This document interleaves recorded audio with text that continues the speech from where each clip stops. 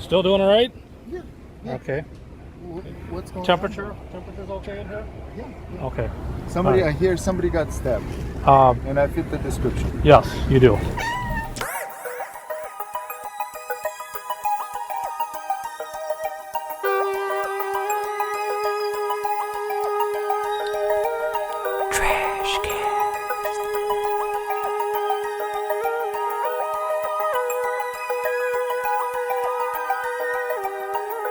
Welcome to the Trash Cats Trashcast. I'm Richard. I'm Steven, and today we're Sherlocking into deep waters to do a little detective work.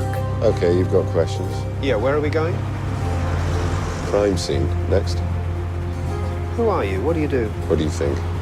I'd say private detective, But but the police don't go to private detectives. I'm a consulting detective. The only one in the world. I invented the job. What does that mean? It means when the police are out of their depth, which is always, they consult me. Many of you may have seen this video online, but if you haven't, it's a pretty wild watch. On July 30th, 2022, a violent encounter transpired at the Apple River in Wisconsin. This April, the trial began. As of the recording of this episode, the jury is still out determining a verdict. But today, we're going to get the final say. Oh boy. It's a wild one. It's going to get a little rowdy in here, a little violent, a little blood in the waters, but it's going to be fun. Yeah, I can't wait to see what you've cooked up for us. The ethics of self-defense, little self-defense philosophy. It's going to be good stuff. To preface, we have no desire to judge this encounter in any legal sense. Instead, we intend to look strictly at the ethics of violence to determine if self-defense was justified, who was in the right, and who was just wrong. Today, we're going to find out. But first, Ricky, how was your week? It's been it's work. It's all tired. work. Yeah. It's all work. Yeah, I'm very tired. I did take pop me some ibuprofen before the call though, so I think I should be good. All the body aches and pains are gonna start to subside as we go along here. But Oh, yeah. yeah, not too bad. How you doing? I had a couple days off work this week, which helped a lot, but Congratulations. yeah, working on some art, but yeah, just still worn down. Just kind of dumb, but fortunately, I've evolved into a post-depression era in my life in which I no longer feel anything at all. So that's pretty cool. Yeah, that's not the depression talking. The other day, me and Sarah, we saw, she got tickets for, what was it? A Death Clock concert. Oh, hell yeah. Which was opened by Dragon Force. Oh, that sounds rad as hell. It was a trashy audience, I'll say that. Oh, of course it is, especially in Cincinnati. Of course it is. I didn't realize Dragon Force is, they're from London. Yeah, I knew they were from not here. Yeah, some of the best technical metal guitaring I've ever heard. They really were impressive, but Death Clock was okay, but the vocals did like regular heavy metal vocals or like death metal vocals, but they didn't get the that like Nathan Explosion gets, so it didn't fit. Oh, that's sad. But they played all the music videos from every episode, and just one into the next were just going out hard. It was pretty fun. Oh, they did Duncan Hill's coffee jingle? I believe so. Yeah, Nice. It's fun stuff. But you got any honorable mentions? Absolutely nothing. I've done nothing but work for the last weeks, or since I've talked to you last. So. You watched a little Shogun, though. I did watch that. That was very good. Yeah. I feel you, though. Art's been pretty disappointing for me, too, lately. I finally got started on something new myself that I'm actually really happy with, but it's I do like the really graphic pieces that you're familiar with that I feel like are kind of anthems. Mm-hmm. For whatever reason, I feel that way. And then a lot of the other stuff is like chill landscape ones. And I feel like the chill landscape ones are like, I have to do to keep my sanity. So right now I'm working on one of those where it's not like a special piece, but it's just nice, you know? It's necessary. Yeah. So working on that.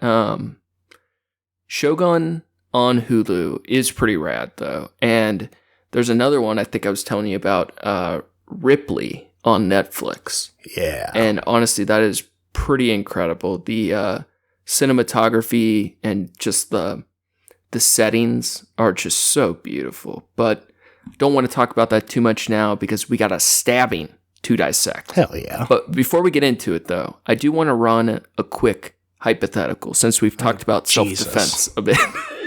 I know you love my hypotheticals. Yeah. I mean, if it wasn't clear by this by now, I have no idea what we're doing today. Yeah, Ricky's coming in cold. I know there's a stabbing involved. That's about it. I'll give you some prefaces and some outs here in a bit, but just want to say again to keep in mind everything we're talking about today is in terms of ethics, no legalities. Okay.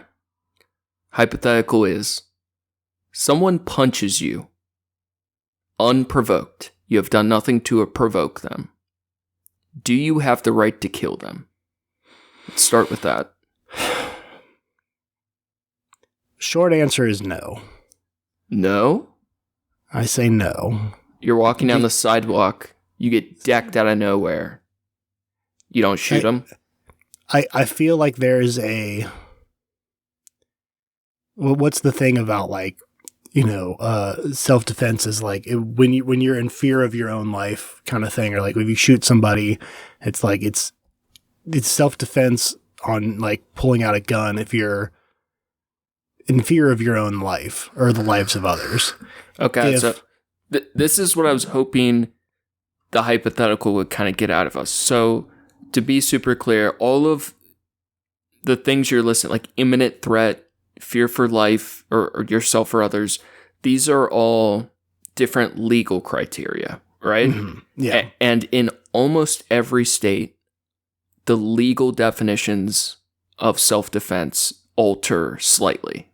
Right. It's not the same everywhere, and depending on, like, stand your ground laws, what weapons are involved, like guns, like all that shit changes it or alters it. When you talk in terms of ethics or morality shit, there are general, well agreed upon guidelines, such as like the imminence of threat, who provoked it, the level of danger. Those things are certainly factors. Mm-hmm. But if I feel like I should also specify, like, I feel like that's my gut reaction, but I feel like there's more to that, in which there are so many other factors involved with, you know, like what makes you feel, you know, threatened. Like, one, the shock of it would be, you know, a lot. Like, you're trying to figure out, like, what the fuck just happened, first of all. And then if you don't know that, like, was this just a one and one they're done? punch. Yeah. Yeah, exactly. Are they coming for more? How many of them are there? Exactly. Where are we at? So yeah. I feel like there's more to be said from that. But absolutely. And given just that information. Yeah. Yeah. So just that information, you lean towards no, you shouldn't be able to kill them. Yeah. You lean it's like that way. if they try, if I run up and sucker punch somebody out of nowhere for no reason, I could understand why they would shoot me. Sure. But you don't think they have the ethical right to shoot you. Correct. Yeah. I understand what you mean, and I think honestly that's probably, if more people are like that, that's probably a good thing. Mm-hmm. I think I disagree. So if I think about it in the sense of I've just been punched and we paused time in that exact moment after the strike has landed and we don't know what's going to happen yet, I feel like in that moment I have the right to end their life. They forfeit their human rights the moment you assault someone unprovoked. Now, if I started it, or some of these other factors come into play, I think my answer could change. But I think solely based off that, I lean towards the second someone touches you uninvited, that you have every right to take their life. That's where I lean. That's not my hardline answer, though. Yeah, it's hard to put it into context, because there's the part of me where it's like, you know, if you get into an argument with somebody and you get into a fist fight or something, and then they pull out a gun, it's like that's it doesn't solve, you know, that's beyond, right? Like, you're in a fist fight. Yeah. We're not talking about that. We're talking about someone just up out of nowhere clocks you. Right. And to your point earlier, in general, our laws are designed to reflect ethics. So, like, we can't hang on the letter of the law to tell us what the most ethical decision should be, but there is things we can pull from, for sure. These things reflect upon each other. So if we go back to the original hypothetical, someone punches you unprovoked, do you have the right to kill them? If your answer is yes, then the follow-up is an unprovoked assault the minimum justification needed to enact ethical deadly violence? So is that the bare minimum needed? For example, does it require that they assault you unprovoked for you to get to that point? Such as, like, they just yelled things, they threw something at you. Like, at what point is the line? And I think for me, the line is physical contact, and I would probably lean towards, it can't just be like touching, it has to be like a physical strike of something that was intended to do damage. For, like, even if they missed the punch, I think that still gets me there, but it can't just be like the gearing up necessarily. Yeah.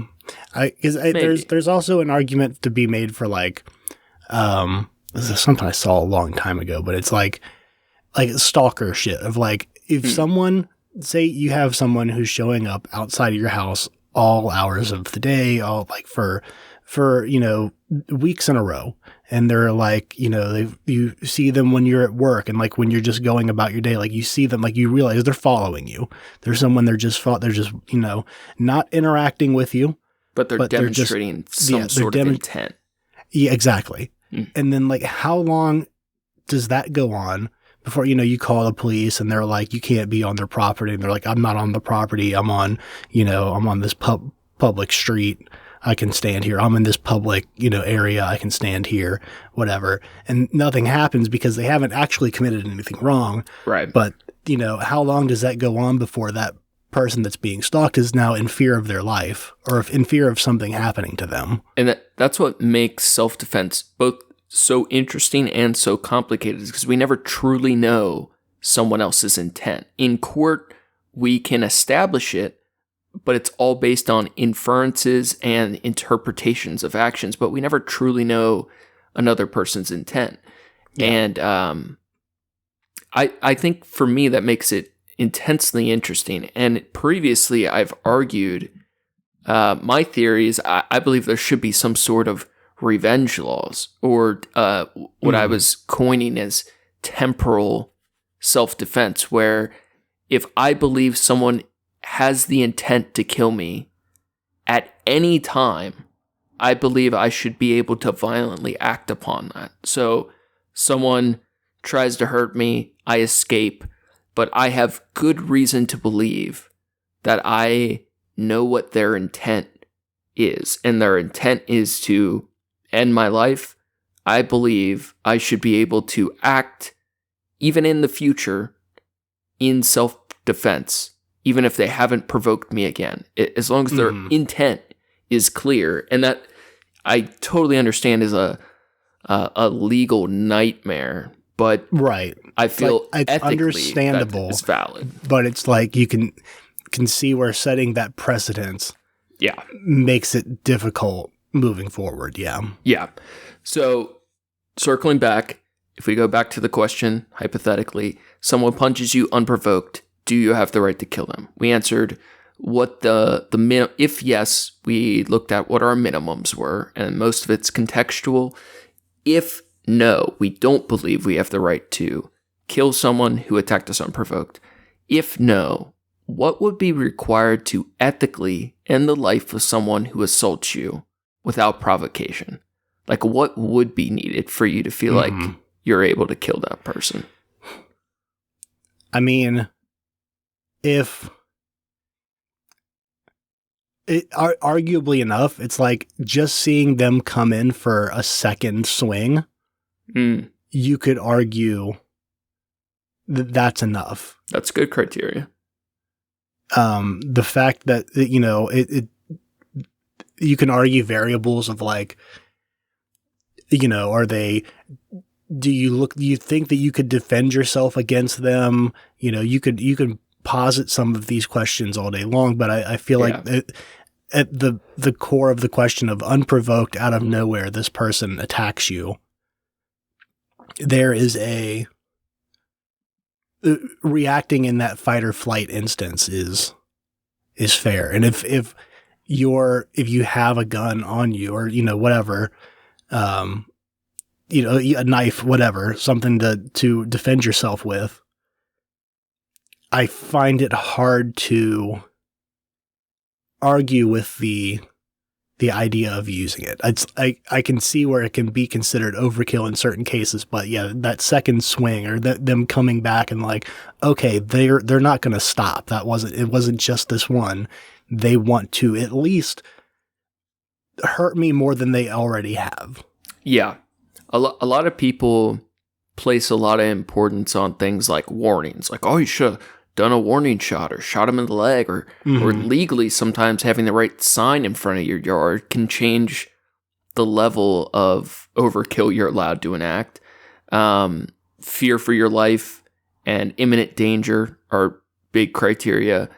I tend to take, as goofy as it is, a lot of the satanic outlook, in which I strongly disagree with the idea of turning the other cheek. And I don't fully know if I like the idea of a world that's eye for an eye, tooth for a tooth, but I really do gravitate towards the concept that if someone strikes you across the cheek, you have every right, not that you should do it, but that you have every right to bash their brains in 1,000 times.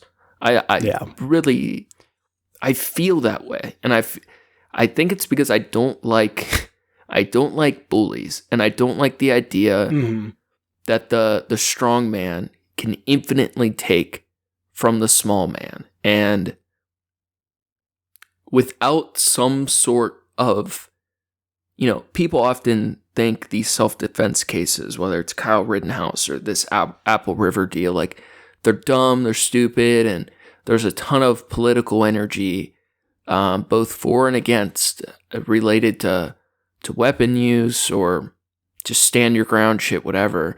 But I feel like they truly are important, because in a world where we can't defend ourselves, the weak will always be victim to the strong. And I feel the need to, I don't know with this case yet, I haven't really determined, and that's what I want to figure out with you today, is exactly what happened. But I absolutely feel the importance of being able to violently use force against someone who threatens you. It's so important. There is, especially comes a feeling that I've had before of like, I try my best to not do wrong by anybody, for that matter. Like, but you know, like, I try to, in fact, do good. I try to be a peacekeeper. I try to be a, you know, like, that the term pillar of your community is kind of, you know, like a cliche, but like, I like being a part of my community. I like having people that recognize me and I recognize them, and like having connections with people. I feel like it's an inherently good thing. But when someone attacks or threatens you, even though you are, you know, you act and you try to do as much inherently good things, it's like, it feels more justifying to say like, oh no, they absolutely deserve to get it returned 1,000-fold. Say that one more time for me. So what I'm saying is, when someone attacks you and you know that like, I don't like, I don't deserve this. I didn't do anything. It's like, not like I, did something that or provoked this thing. Exactly. And, or anybody for that matter. Like, it's like not even like you could say, oh, I provoked someone else and then they're coming to, defend them or something like that. Like, I know I don't do that. Mm-hmm. So when someone does, make an attack on your person, whether it's just like rude customers or shit like that, you're like, who the fuck do you think you are? Like, you have no idea what I'm about. Yeah. You are so in the fucking wrong here right now. Like, if you knew the kind of person that I was, you would not be speaking to me like this. That's how I feel. And it sucks to be that way, because we're also both the type of people that, even if we feel that way and it is true, neither of us want to engage violently. Like, it would generally, I'd imagine, be a last resort. Mm-hmm. But when someone is like talking reckless, it is like, yo, motherfucker, like you're there's only so many words you have left. Okay. Yeah, exactly. I fully realize that, like, I'm not, customers talking shitty to me does not bother me. It's other people. Like, threatening the people around me or like making the people around me feel uncomfortable. Like, nah, homie, that we don't play that. You've always been very adamant. It's respectable about that. But, and this may show in our opinions on this case, but I think more than you, like, the idea of being a pillar in the community sounds like a fantasy world in my perspective. Like, I think it's an awesome, like, cool thing, but I feel at war with my community. Like, these people are trying to break into my car. We found a gun in our neighbor's yard yesterday. Like, these people will rape and rob and take everything they can from me if I'm willing to let it. And this isn't by far is not the worst place I've lived, but and there's probably more good people than bad. Mm-hmm. But I still never feel like I could be standing as a pillar, because I know there's too many fucking miserable cretins out there that are going to try to chip away, To be fair, I guess, when I say my community, I've never really meant or it's not like the area I live in, more of like the areas that I find myself in, like, mostly for work and shit like that. But like, but it's sad that it isn't like the wider role too, Mm-hmm. But it's the world we live in sometimes. Before we get into it, or I know we're about to, I just want, because some of these questions they kind of show our perspective going in, and I think they'll establish where our opinions, once we see the evidence, where we should head. So, last couple questions.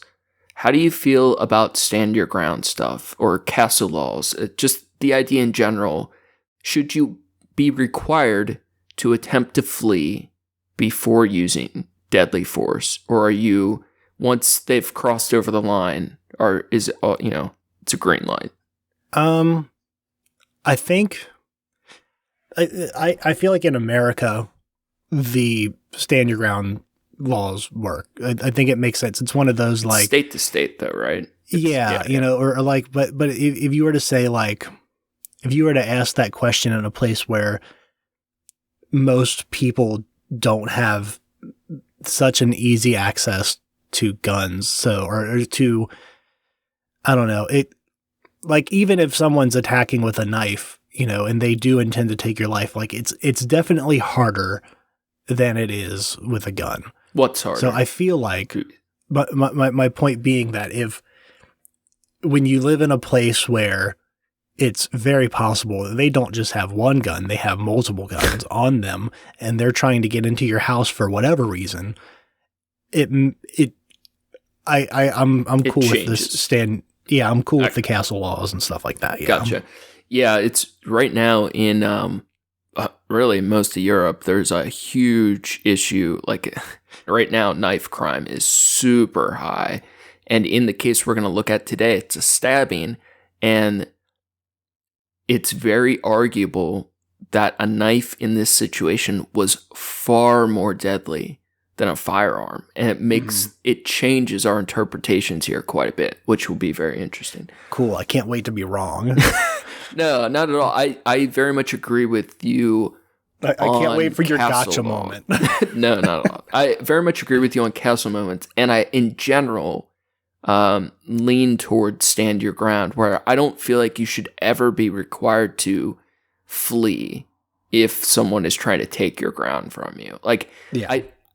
And when I say these things, whether it's you shouldn't be required to flee or that you have the right to bash their face 1,000 times, I'm mostly saying that is the maximum potential you have. I'm not saying I encourage someone to never flee or to go full overkill, but I feel like once someone forfeits their human rights by doing you harm, I feel like your potential increases a lot, where you shouldn't be forced then to flee. You shouldn't be forced not to hurt them back or do grievous harm.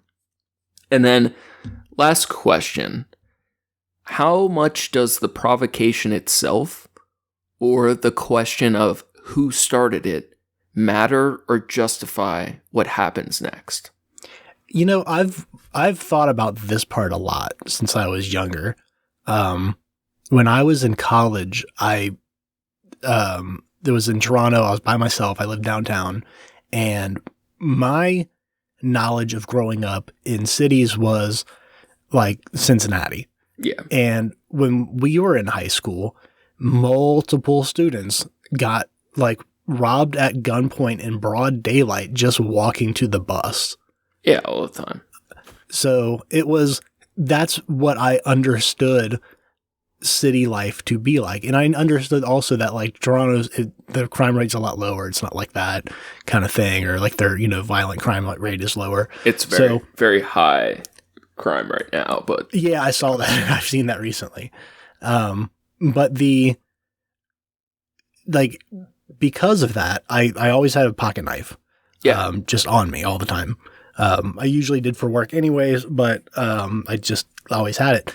And I'd be walking home at like 3:00 at night, and I'd have these these like thoughts in my head of like, if I'm minding my own business and someone comes up to me and they're trying to start something, even if I'm just like ignoring them, trying to walk away, they keep following me, keep trying to get in and like start something with me, and I'm trying to walk or trying to, move away from it, trying to de-escalate, trying to get away, and it's not moving in that direction. Mm-hmm. If they swing on me and then instead of trying to swing back at them, I pull out a knife and stab them in the neck. right. What, Happens. yeah, exactly. What's the ruling on that? Like I tried to walk away. Yeah. It depends. And the state to state, not even just country to country, state to state, massively changes at those outcomes legally. Now, I've had situations where I wish I didn't have a knife and wouldn't have got it out, because as soon as you bring it out, it is life and death instantly. Yeah. And absolutely. I had one time I got jumped and I tried to stab this kid in self-defense, like blatantly. And in this tussle, my knife went down a gutter. And I remember like in slow motion watching it slide across the street, and it like danced on the sewer grate and fell down. And I remember in that moment even being so happy it did, because if they would have got it, I think very likely would have stabbed me to death. Yeah. And it was like a situation where I felt I needed it and it was the only tool I had, but it very easily could have escalated it or got me killed.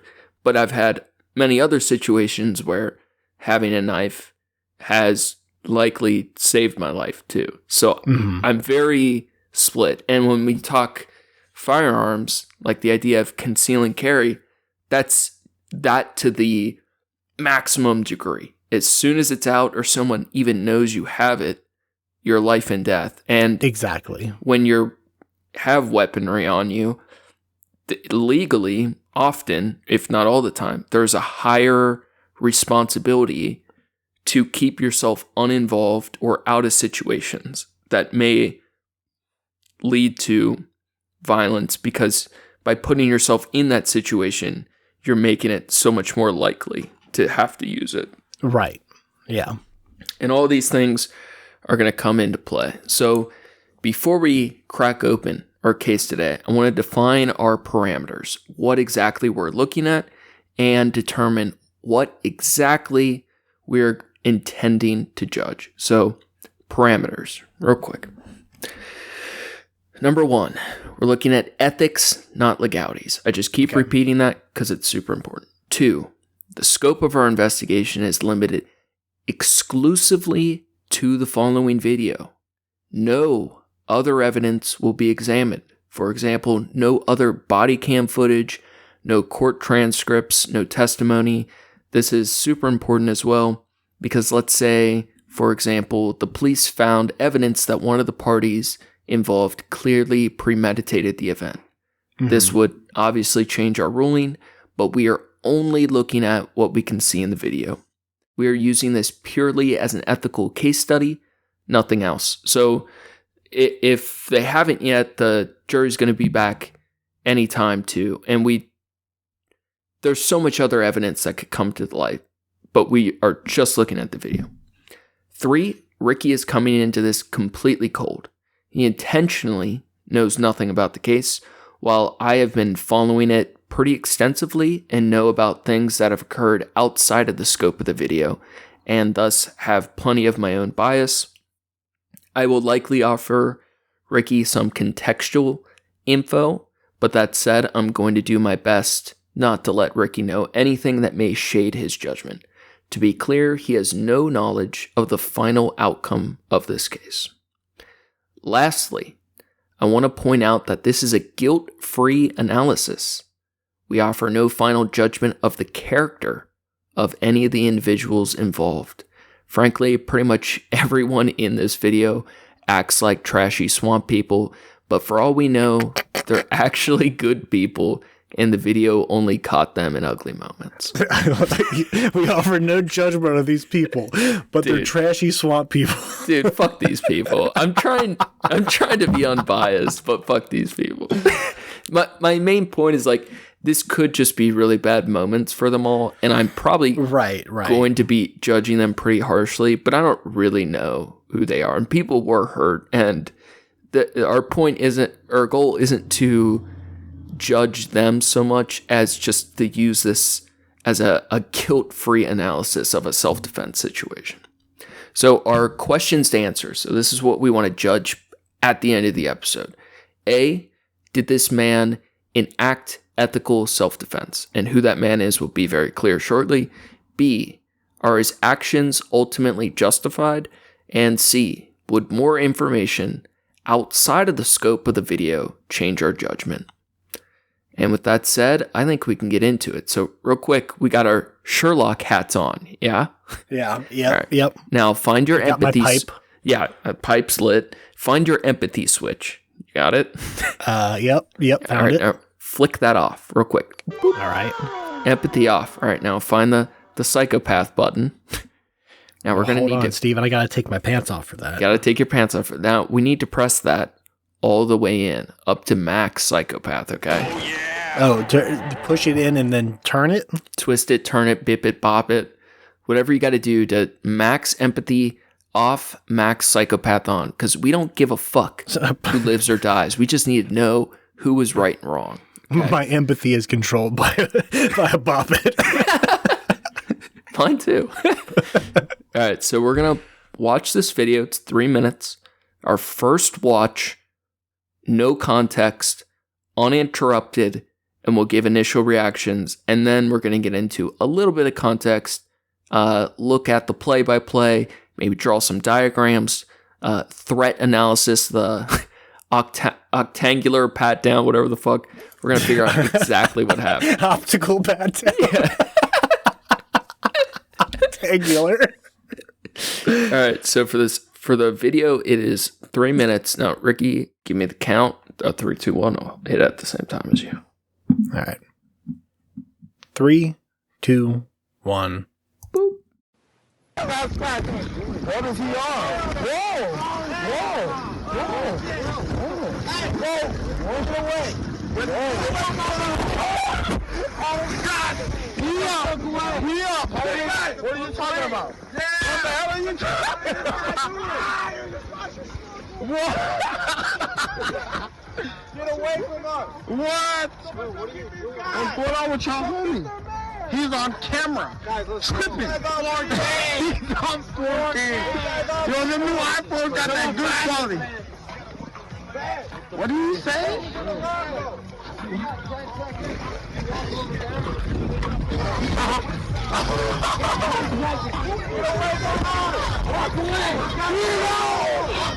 Yeah, what the hell? Who is this? Yes. For the culture! Who is that? For the culture. Who is that? Who the hell is this? Go. It doesn't matter. He said he was looking for a little girl. You're looking for a little girl? Yeah. That's exactly what he said. Weirding us out. I didn't have that part on camera, did I? Some young ass kid. What the hell is this guy's problem, bro? We're trying to have fun. He's gonna clone you? He's gonna claim you. We don't want this motherfucker.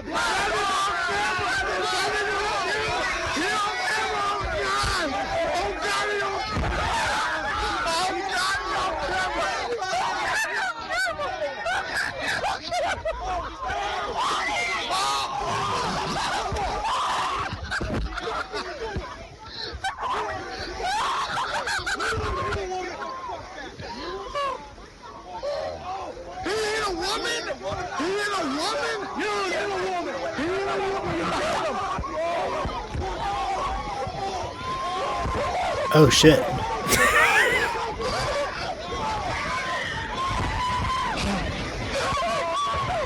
No one's helping him. Oh god. What the fuck? He's dying, bro. What? Oh my god. Are we serious? Is this real? Oh my god. Was this the Blair Witch Project? Oh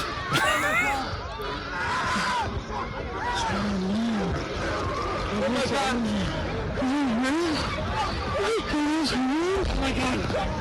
What the fuck? Is this real? That's not Bike! That's not Bike! That's not Bike! That's not Isaac!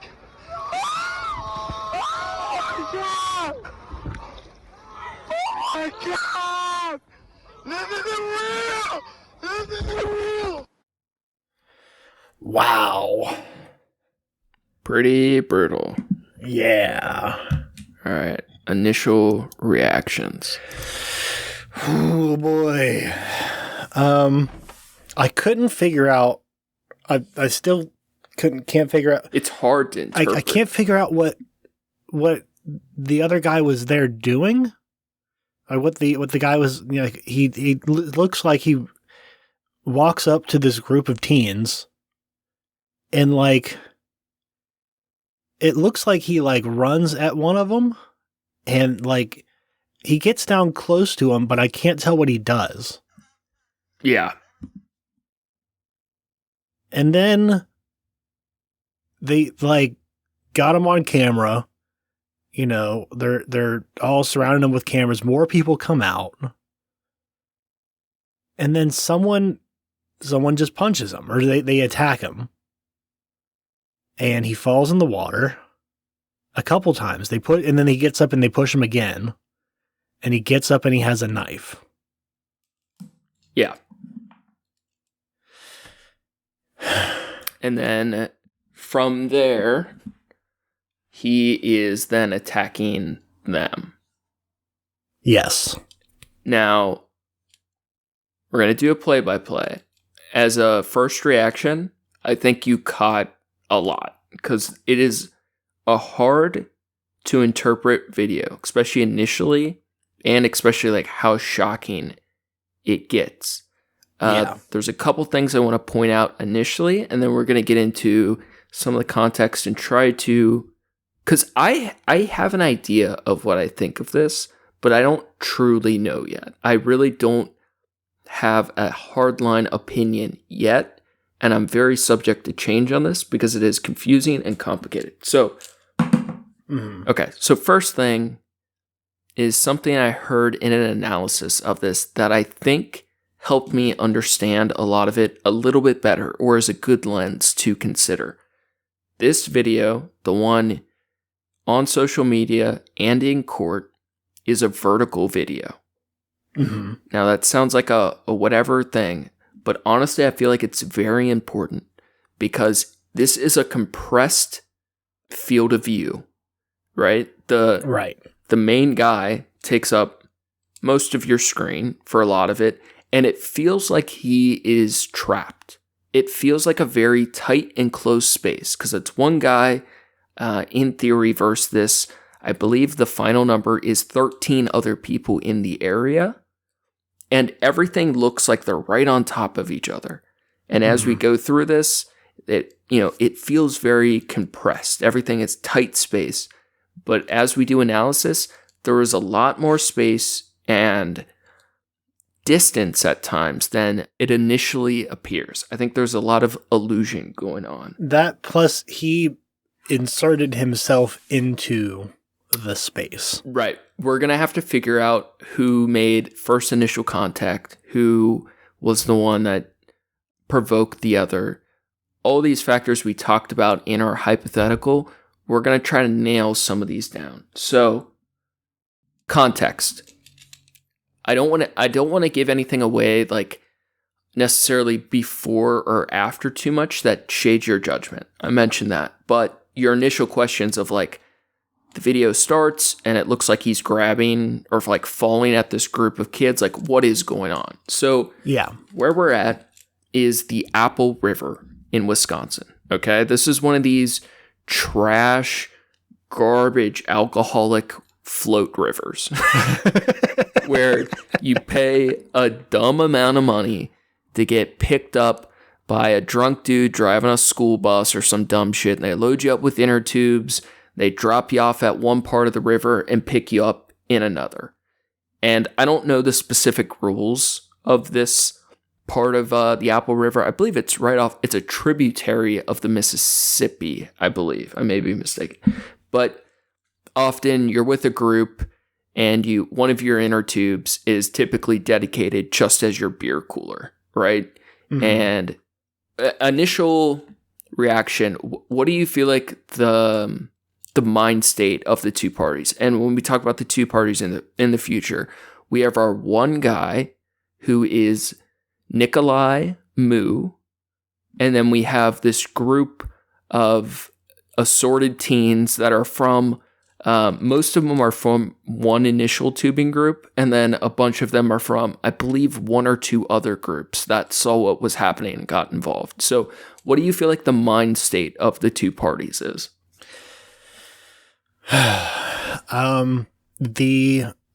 The solo guy's mind state is a mystery to me as of now. Very confusing. Really cannot get a read on what his intentions are, what his consciousness level is at. Like, is he aware of what he's doing and where he is right now? Like, there's a lot of like him just kind of staring into a direction, and he might be looking at like a person, but from the camera angle, it looks like he's lost. Yeah, a little bit. So context with that, he appears very dissociated and confused. He's not speaking to the other party, which inherently makes this weirder. Yeah. I don't know for sure, and it doesn't matter because we don't know when we're watching this. I don't know if or how much he's intoxicated, but he looks like he's having some sort of a reaction, whether it's anxiety, overwhelm, mental illness, intoxication. There's something weird going on with him, and it's hard to tell to what extent. In court, they talk about some of these factors, but we'll never truly know. For whatever it is worth, we do come to know that he is English second language, and in court that played a factor, but in this video, it is not clear if that is a factor at all. Yeah. So we can ignore all that. The kids are clearly intoxicated. Right. I think that's fair to say. Yeah. Later, we find out what their blood alcohol is, and it is high, but we don't know that, right? They're altered, but we don't truly know to what extent. We do see inside one of the tubes that they have a stash of alcohol. Think of anything else that is important in regards to that. You mentioned first contact. Yeah, we'll get to that one sec. I do think it's also important to point out regarding first contact or provocation from the video itself. It's not obviously clear. Right. We're going to investigate, but it's not obviously clear who started this, to what extent. It feels like the kids are bullying him. They're saying he's a raper and he's looking for little girls, and they're kind of encircling him, but it's not clear what the guy did or why he's coming to them first either. It's all very confusing. Yeah. So if we go back to the context, now I'm going to draw some diagrams throughout this. So they're dropped off at point A of the Apple River. I assume they're going downstream. I don't really know. Don't really care, but they're dropped off at one point. Nikolai Moo and these kids are in separate parties. But the kids, I'm drawing a bunch of inner tubes, right? Okay. And I don't know if they're fully stopped or just floating, but party A, Nikolai Moo, and party B, the kids. Nikolai Moo seems to be coming towards them. I think that's fair to say. Yes. Yeah. Party B has the alcohol, but party A is coming towards them. And we don't know for sure who made first contact or why yet. I think that's fair. Yeah. So we don't know who made first verbal contact. Correct. And that also is a big factor. So I'm trying to like logic how much is best to give you. Because I did say we're only analyzing the video, but the context is important, but it shouldn't like fully determine where we go. Because we're not looking at the trial or anything. So the general story, without like too many details, is party A, Nikolai Moo, his friend, supposedly, we have no idea if it's true or not, doesn't matter. From his point of view, he is looking for his friend's phone. Now, at this place, they put your phone in these waterproof Ziploc bags or whatever, and apparently they don't know if the bags float or sink, or Nikolai and his friend didn't know, right? So Nikolai is separated from his group. He's got some scuba gear on his head or whatever, and he appears to be coming, I don't know if it's actually downstream or upstream, but he appears to be coming downstream towards the kids' inner tubes, and his narrative is that he's looking for a phone in the river, right? And he sees all these kids with a bunch of phone. His justification could be that he thinks the kids stole his phone, but he's coming downriver looking for a phone, supposedly. Part of the story also is that he has the knife in his pocket because they thought when, connecting inner tubes, you're tying them up, that they might have to cut him. Because it's kind of odd, this guy in a swimsuit has a knife, and we don't clearly see where it comes from, right? Right. But we believe it was in his pocket. So he's coming down river looking for a phone, and we don't know who made first contact. So let's kind of limit it to that. Yeah. I would say that him having a knife, even though he's wearing a swimsuit, is I can see where most people would find that like odd or strange. Like I said, I carry a knife with me everywhere. It's always on my hip. Same. I always have one in my pocket. And you're on a river. I mean, I've I've gone to, people's houses for like Thanksgiving, and they're like, it's, everyone wear pajamas or, like just comfortable. And it's like, I'm wearing, pajama pants and a t-shirt, and I still have my knife on me just because like that's the norm. Yeah. I often find that I need it. It's also a tool. Yeah. Yeah. And in attempt to limit our bias, there is legal conflict later on where exactly a knife came from, because I don't want to say why, but there is conflict about that fact. So what I think we should do is kind of decide that, let's say either party had this knife. Wherever this knife came from does not matter. Right. Because while it could be thought of as weird for someone to have while tubing or on their swimsuit pocket, whatever, it isn't unquestionably weird. It isn't inherently illegal. Maybe it is in some places, but it's not. It doesn't dictate intent. Right. Either party could have brought this knife. It doesn't matter why it's there or who has it, because it isn't enough on its own in the context of just the video to decide intent. Now, if you're looking at things outside of the scope of the video, like the court case, then it becomes a factor. But just in this video, it doesn't show intent. Right. So that doesn't matter. So how about we start by going through the video. I might use my arrow keys. I'm going to have it so we can hear a little bit in the background. And let's just kind of like flick through and try to see. How about we decide to see who we think first initiated and when? And I'm kind of drawing my diagram too. And then something to keep an eye out for too on this first pass is, when do we first see the weapon and what is being said? Okay. We don't have to be synced for this. We can just kind of... So he's walking toward him. He's carrying his scuba gear. Yeah, it definitely seems like he'd made first contact.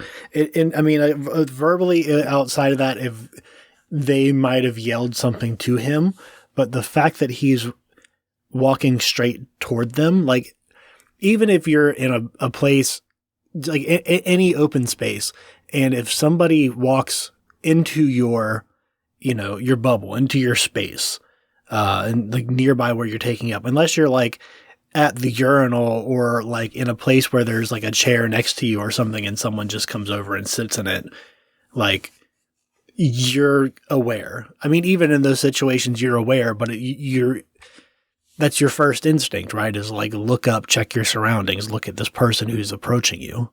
Because they're in like self-defense or even martial arts or firearm, there's like, typically it's broken down into 3 bubbles of personal space. It's like the forest bubble, mid-range to like telephone booth. So what we first see is we see some feet hanging off a raft and a guy in a raft, one of the kids.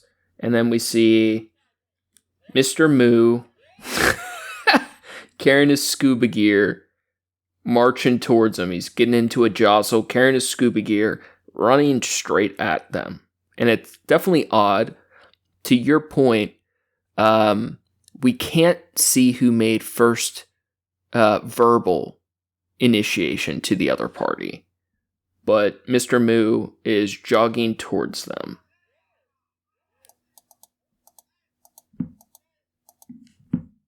I do think what they're saying is a big factor in this, but it doesn't... So, it looks... The first kid in the raft, it looks like... Man, it is hard to tell. It looks like Nikolai Moo is grabbing either at his leg or at the tube, right? Yeah. Like, first thing, they're yelling like, whoa, like, what are you... the story supposedly is that he's running towards them and he trips in the water. And he catches himself on their tube. I was going to say that Plausible. could be a thing. Because he looked like he was trying to, like, jog a little in the water. And, like, water just don't work like that sometimes. So, yeah. So The bottom of the creek bed is not always a flat surface to walk upon. So, kind of what we mentioned earlier, man, like if somebody touches you unprovoked, I don't know if generally I would probably think it doesn't give you the right to bash their brains in, right? But we don't know who made first verbal initiation and first physical first physical initiation appears to be by Moo, but it is not like a strike or use of deadly force or something that is clear-cut justification for Party B, the kids, to use deadly self-defense, right? Mm-hmm. But typically in legal criteria, whoever provokes the other party generally gives up the right to self-defense. That's a general, both legal and I believe ethical guideline. If I fuck with someone, I lose the right to claim self-defense. Yes. Generally. But this first contact is confusing. So he is running towards the first raft, get in the raft. We don't know if he falls or why, but he's reaching towards the raft and this kid's legs, right? Yes. And he's not saying anything, which is just strange. Yeah. And then it appears a tussle ensues. Maybe the kid kicks him off. And then Mr. Moo is in the water on his arms into the water, holding himself up, his legs underneath him in the water. The water appears to be maybe a foot or so deep. Mm-hmm. Now, what also comes into play, I'm drawing this on my little diagram. So where the kids' inner tubes are, where Mr. Moo currently is, that I believe it's near the shore. It might not be though, but it's near a shallow part of the water where it's about a foot deep, to 2 feet deep, let's say. These are approximations. Now, where Mr. Moo was coming from, let's call it upstream. He's jostling towards them downstream into the shallower water. It is said, and this is a factor, that's the only reason I'm marking it on my diagram. It is said that the depth of this river is increasingly deep. Now, that comes into play because as they get pushed back, it would be into deeper and deeper water, and that becomes part of the reason why it is claimed that his ability to flee the situation becomes increasingly difficult or nullified. So we do know the water is deeper. We don't know to what extent that it would get rid of a potential duty to flee, though. Is that fair? Yeah. So he's coming from deeper water to shallow, gets to the raft, the kids are there, tussle ensues. Kids are either still in some of the rafts or standing. Initially, it's not clear how many. When we say kids, these are, I think it's fair to know, they're teenagers, I believe between the ages of 16 and 19. Some of them play football and stuff, but they're high school age kids. Mr. Moo is in the water, arms holding himself up, legs underneath him. The tussle has started. 13 seconds in approximately, and then I'm going to keep clicking through. He gets up. Mr. Moo's up. I see one kid initially behind him, and we know for sure another kid was in that first tube. When he gets up out of the water, now there's 2 teens and one in the tube. What are they saying at this point, the kids? What's your timestamp? I'm I'm just going to start from the beginning and see. I'm going to listen for what is said this time. Because I'm in the looking, first 10 seconds. I'm looking at the moment that the stabbing happened. Let's start earlier. Let's work towards that. So starting from 000, you watch what is said, and I'm gonna watch positions and chronological order events, and let's go to the first 30 seconds and break down what we saw and heard. Yeah. Okay. Yeah. We're real detectives, okay? This is the court. We're gonna figure out exactly what the fuck happened. All right, 3, 2, 1.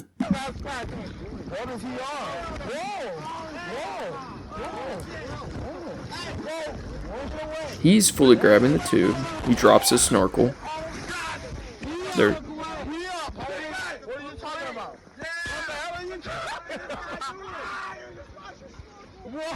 saying, "What the hell are you talking about? Get back.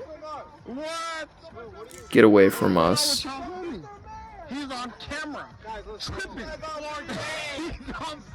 Pause 30 seconds. So he runs towards them. He fully is grabbing that tube / maybe the kid's legs. Mm-hmm. Falls into the water. They're yelling at him. He gets back up and he walks back towards the deeper water, away from the farthest tubes. That's fair, right? He's Yes, at this point. He did drop his snorkel and his goggles. Yes, so he has lost another thing, and currently, at exactly 30 seconds, his back is facing the kids. He's walking back the way he came towards the deeper water, his back towards them. Now, what are the kids saying to him at this? Because so far, he's made first physical contact that we can see. We're not sure on verbal, but he's not saying anything. What were the kids saying? So they're saying, they're just saying, get away from us. This guy's tripping. We got him on camera. Yeah, that I think we saw a camera. It can tell there's at least 3 kids initially. Yeah. And I believe we maybe saw 1 camera, but they're saying they got him on camera. Get back. They told him to leave multiple times. That's for sure. And those verbal warnings are attempts to de-escalate, opposed to get him, fuck him up. These show different intentions. That's fair. Right. All right. So he's walking away, Mr. Moo, currently. The kids are still yelling things at him. Let's pick up from 30 seconds. Does that sound good? Yeah. Yeah, let's go another 30 and see what happens.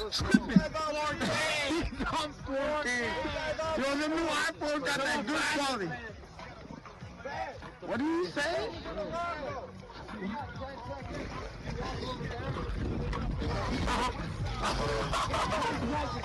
I'm going to pause 45. They seem to be asking, what are you saying? Whoever's controlling the camera phone dips into their inner tube, either to show off their beer cooler or to check it to see if he grabbed it, stole anything from him.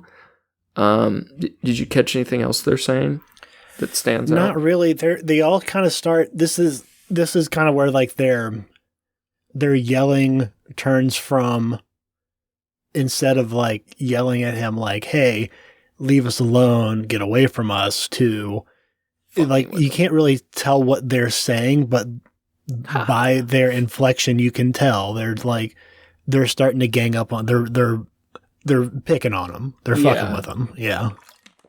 I feel like your bias or perspective going into this video can almost say a lot, because it's hard to tell exactly what's going on, and depending on what exactly you pay attention to, you can get very different point of view on it, because it would be very easy to defend this old, helpless, fatter man in a confused daze as these kids pick on him and are well, yeah, I use that verbiage for lack of a better term, but they're ganging up on him, but it feels hurling insults at him and parts. shit. Yeah, I mean that's what they're doing. Yeah, but it also is confusing of depending on when exactly the camera's rolling and why he initiated contact. It does feel like yeah, they're picking on him, but why is this dude fucking with these kids too? Like it is. Yeah, exactly. Depending on what you pay attention to, it's very confusing. There's, why is this guy fucking with these kids? One, two, why are these kids seeming to escalate it? Yeah, and it's definitely clear they're intoxicated. Yeah, which absolutely. is a huge factor, and also thins your blood quite a bit, lets you bleed out a lot quicker, which comes. Fun. All right, I'm resuming 46. I'm gonna go to like a minute or so. Okay. Do you like this? Are you concentrating on words and me actions? Yeah, for sure. Okay, cool. 3, 2, 1. Yeah, what the hell? Who is this? Yes. For the culture. Who is that? I do gotta say, for the culture is a pretty legendary line, right? Yeah. Jesus Christ. So a third party has now entered the atmosphere here. Now, I would argue I would kind of get, they're lateral to Party B, the drunk kids, and I can't tell how many tubes it was, but it appears like 2 teen or young women. Is that? Yeah, that seems right. Okay, so we got at least a couple more people entering, and in that 45 seconds to a minute mark, it also is clear there's at least, it's hard to count because a lot of them look similar, but it's at least 4 teenage boys, right? Yeah.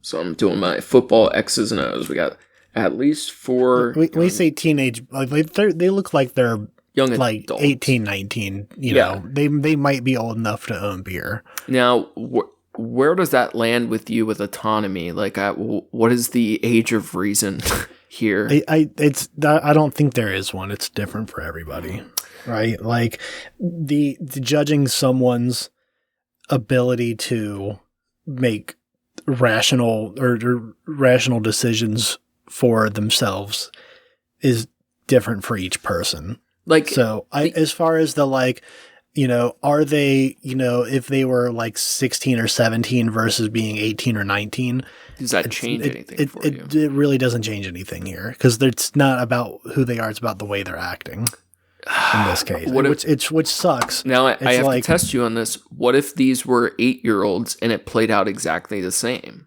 I feel like that's different. The difference would be the size of them. The threat they present. Yeah, they present more of a threat. So is the argument than a bunch of 8-year-olds? So legally, typically it's 18 is the adult versus child distinction. Is your argument like legally it's going to generally be 18, but we're basing it on age as in relation to physical threat? That's your criteria, essentially? Essentially, yes. Okay. I'm not necessarily disagreeing. I'm just trying to make distinctions because some people will argue, like, if they're 21, this could change the threat quite a bit in comparison to them being 16. Like, if I'm assaulted on the street, I don't know if the age difference between 21 and 16 matters to me, but if I'm fighting a 13-year-old, it might. For me, the closer they get, the younger they are, the more likely I'm going to, in theory, demonstrate empathy to their actions. But there is a point where it doesn't matter also, for me. There's a combination of that, plus the thing of, like, are they the same size as me? You know, are they bigger than me? Yeah, it's like, that's...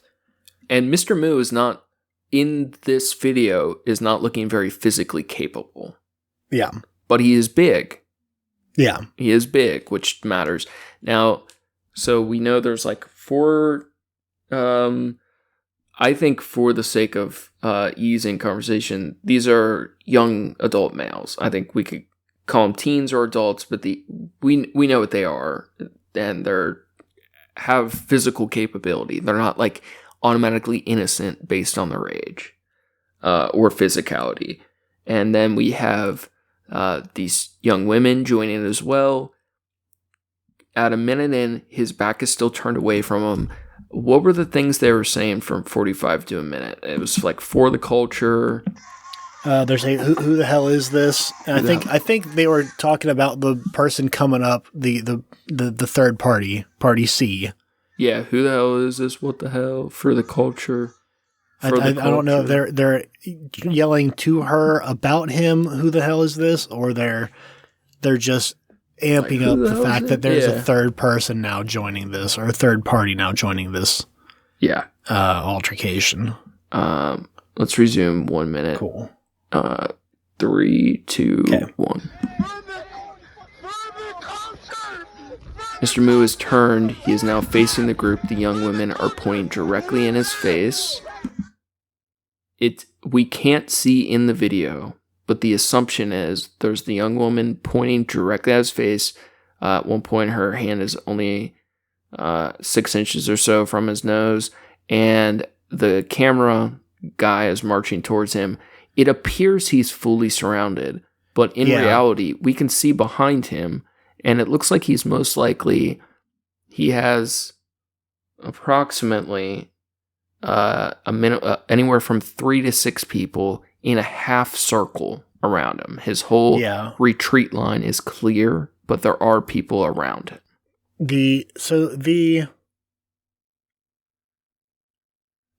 I noticed he waved to presumably his original party. That is correct. Good insight. He was waving to his original party, both to whatever. We don't actually know what it means, but he was waving to tell him where he was, to say he was okay, don't worry, or to tell him to come here. But he's signaling to his original party, Mr. Moo, and his original party. He does make a come here motion. With his hand. And the group, these women are pretty in his face, and he's around him. They're all yelling directly at him, and a 180 of a 360 around him. It seems. Yeah. Who the hell is this? Go. It doesn't matter. He said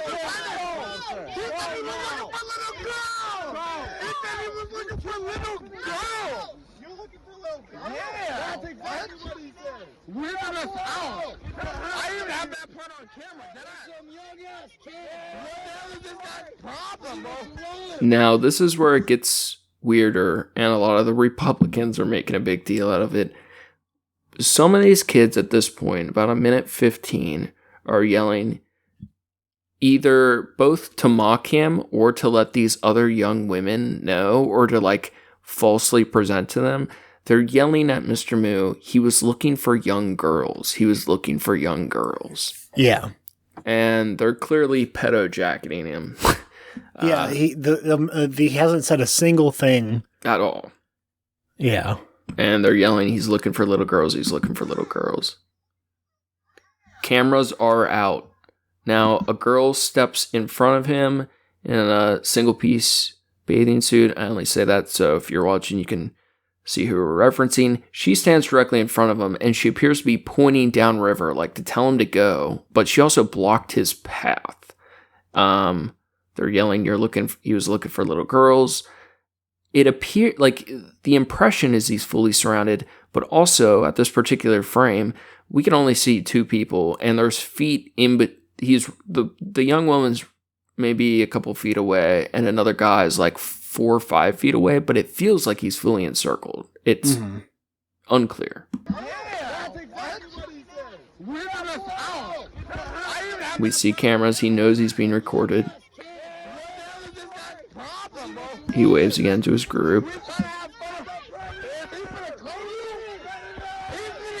Now it starts getting wacky. The camera's put right in his face. He's smiling, appearingly anxious. They're all yelling and pointing at him. They are right in his face. A handful of them. This is when it's first clear there's a lot more kids. I'd say we could say this is easily 10 people. Yeah, definitely. In total, I'd say they're kind of in waves though. There's like 3 or so people right up in his grill, and then the rest is mostly 5 to 10 feet back, all throwing their hands at him like to yell and saying he's looking for little girls. I want to go back, see what else was said right before the first push. There's a phone in his face. It's so hard to tell anything they're saying. Yeah. They're just laughing and The sound quality is garbage because they're blowing out the microphone. They're just screaming. Now, I see the first, what I would say, really violent initial action is at 151, and this is the first big push. Yeah. One of the kids, I think it's purple and blue bathing suit, he shoves. It was the yellow trunks. Yellow trunks, okay. The purple and blue is the one that pushed him on the first time. Well, I'm looking for the first initial push where I believe it. So that was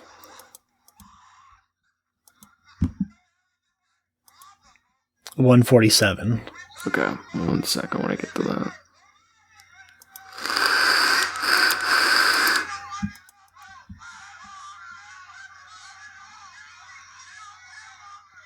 What do you feel like the threat level is right before the push?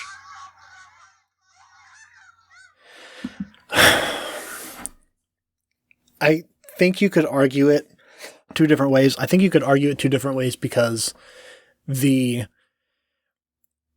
sound is crazy. There's no idea of what's being said here. The fact that they're yelling lets me think that okay, yeah, they're excited. Their adrenaline is running. But that doesn't necessarily mean that they're going to assault him. So I would say right up until the first push, he's clearly in duress and under threat. Yes. But I don't know if it's threat of life. Right. The question is, let's say we don't know what's going to happen yet and he has a deadly weapon. Should you be forced to take that beating by a bunch of drunk kids, like when you're outnumbered to that extent? Or do you have every right to... Now, a lot of people are going to argue you have every right to defend yourself. Right. Most people aren't that capable of it. Do you have every right to defend yourself with deadly force at this point, prior to the push? I would say if it was just one of, these kids, possibly even just two of them, you could make the case that he... Prior to the push, that you could argue that he wouldn't need anything of deadly force.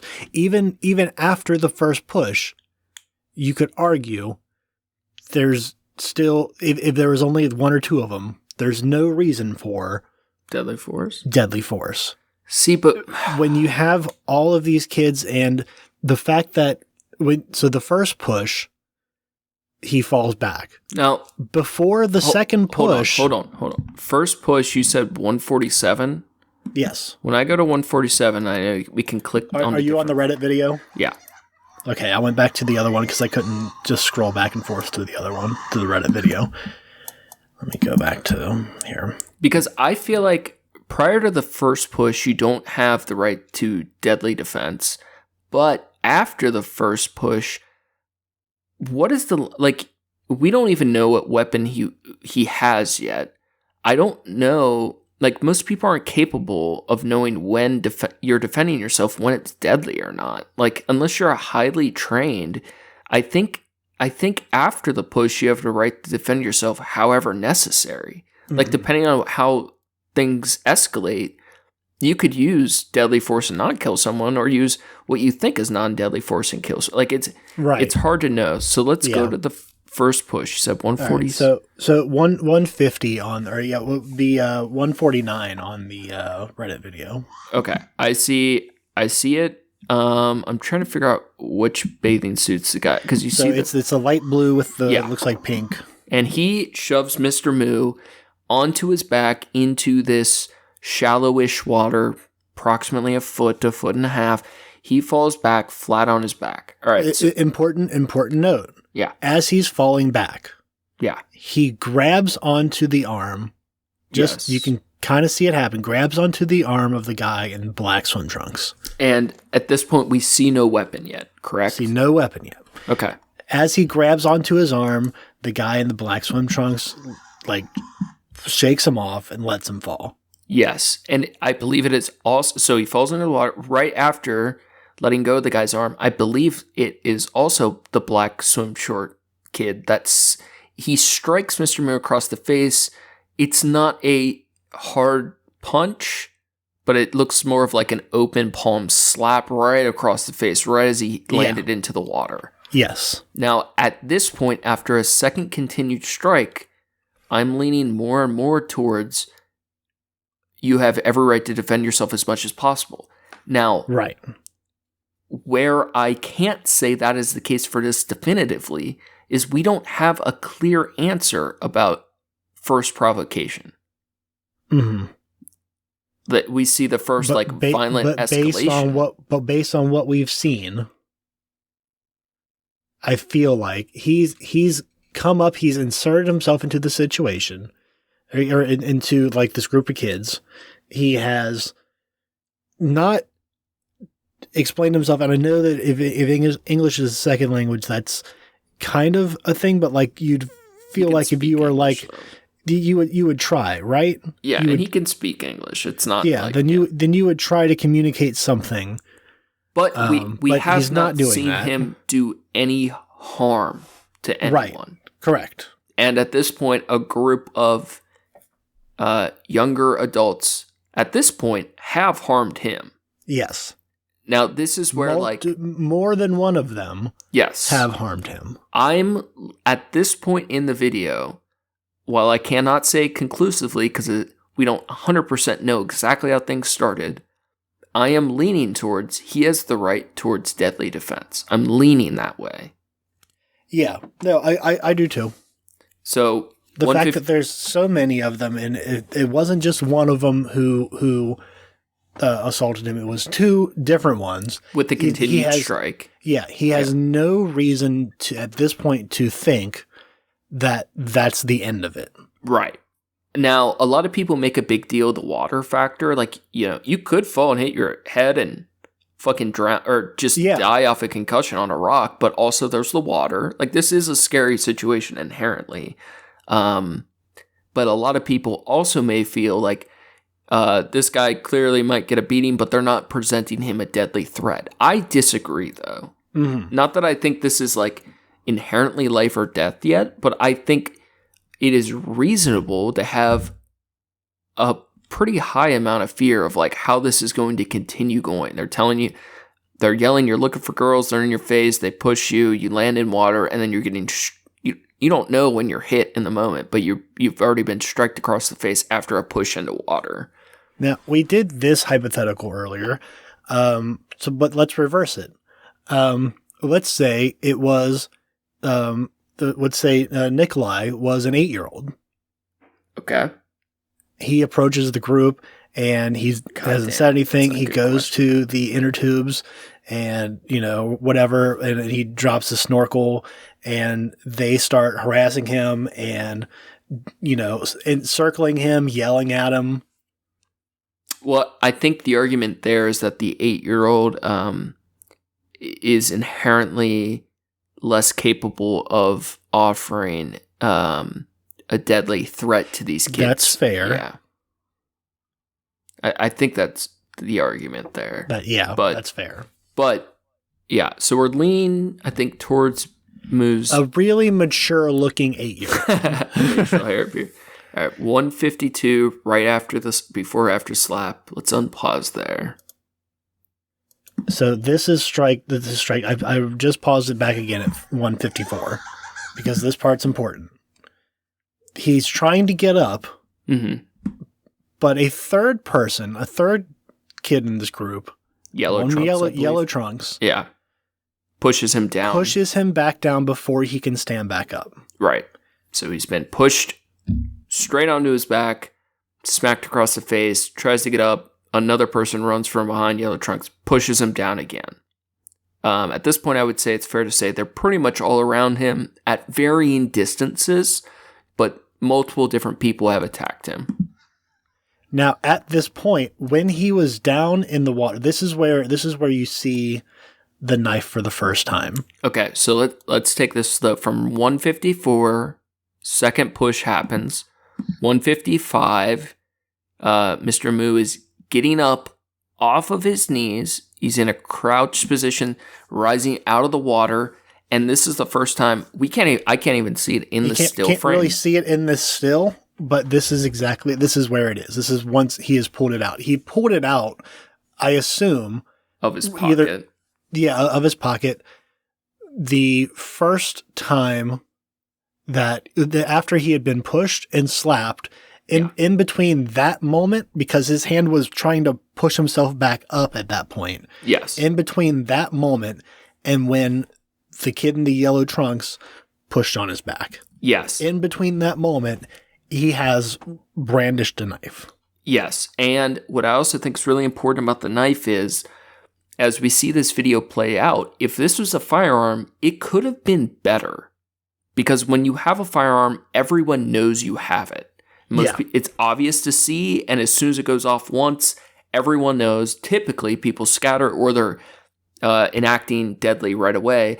With this knife, even on the video, it is impossible to tell what happens. It's within like 3 seconds. Many police will say they would rather fight someone with a sword than with a knife because a sword is easier to block. A knife, right? When you're up close, even someone untrained can accidentally slash you wide open. Like, knives will kill you. Yeah, absolutely. No one is, by the video, obviously aware that the knife is out yet. And Yellow Trunks is coming right back in to push him again. The knife is at Mr. Moo's waist, pulled out for the first reveal. I'm going to unpause from 155.